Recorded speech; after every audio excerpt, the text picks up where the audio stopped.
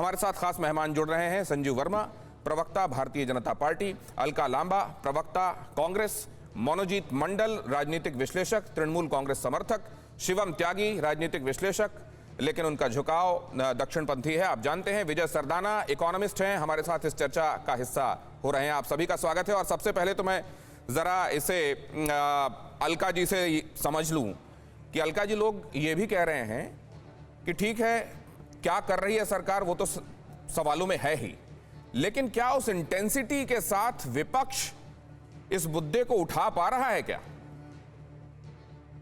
दिनेश जी, 9 तारीख को संसद का सत्र चल रहा था और युवा कांग्रेस, पूरे देश का युवा कांग्रेस इकट्ठा हुआ था और संसद का घेराव किया था जब 25 रुपए बढ़े। 1 मार्च को फिर और 25 रुपए बढ़ा दिए।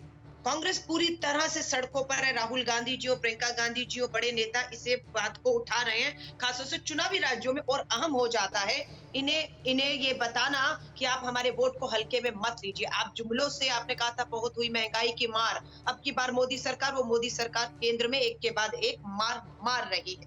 विपक्ष पूरी तरह से सक्रिय है। मैं लोगों से कहूंगी, विपक्ष को इसलिए नहीं सुना जा रहा क्योंकि केंद्र मानकर बैठ गया है शायद कि ये राजनीतिक मुद्दा है, इससे सिर्फ कांग्रेस को परेशानी है, आम जन को परेशानी नहीं है। अब मैं आम जन से अपील करती हूँ, सरकार की इस गलतफहमी को दूर करना होगा। गृहिणियों को सिलेंडर लेकर सड़कों पर उतरना होगा, हर मोहल्ला हर गली को जाम करना होगा, तब ये सरकार अपने भूले वायदों को याद कर पाएगी। वो स्मृति ईरानी जो बिल्कुल अलका जी, एक बात मैं और आपसे जानना चाहता हूँ, तब इस मुद्दे को जिस गंभीरता से महसूस किया जनता ने जब भारतीय जनता पार्टी विपक्ष में थी और कांग्रेस सत्तारूढ़ थी, आज क्या उसी शिद्दत से जनता इसको महसूस कर रही है? आपको लगता है कि यह मुद्दा उतना प्रभावशाली नहीं रह गया?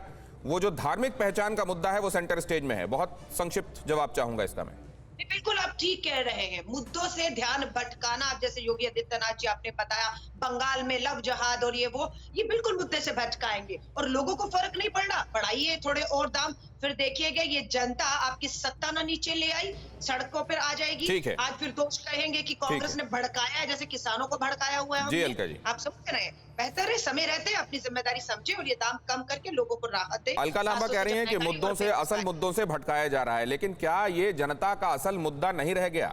कौन सा मुद्दा कब जनता का असल होगा ये भी तो आखिर जनता को ही तय करना है। संजीव वर्मा के पास मैं जाता हूं। संजीव वर्मा जी, क्यों ये महंगाई सरकार के लिए उतना गंभीर मुद्दा नहीं है? अगर होता तो इसको तुरंत तात्कालिक रूप से एड्रेस किया जाता।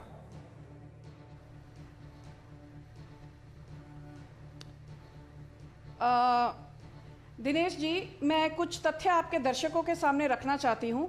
पहली बात तो ये कि पेट्रोल डीजल की कीमतें जो बढ़ी हैं, इसके कई कारण हैं। सबसे मुख्य कारण तो ये है कि अंतर्राष्ट्रीय बाजार में जो कच्चे तेल की कीमतें हैं, जिसे हम ब्रेंट क्रूड कहते हैं, कच्चे तेल की कीमतें 261% बढ़ी हैं। $18 प्रति बैरल था कच्चे तेल का दाम अप्रैल 2020 में, और हाल ही में फरवरी 2021 में कच्चे तेल का दाम अंतर्राष्ट्रीय मार्केट में $65 प्रति बैरल तक पहुंचा। आज भी $60 के ऊपर है। 250 से 261% बढ़ावा तो सिर्फ कच्चे तेल के दामों में अंतर्राष्ट्रीय बाजार में हुआ है, जिससे 28% बढ़ोतरी सिर्फ पिछले 1 महीने में देखी गई है।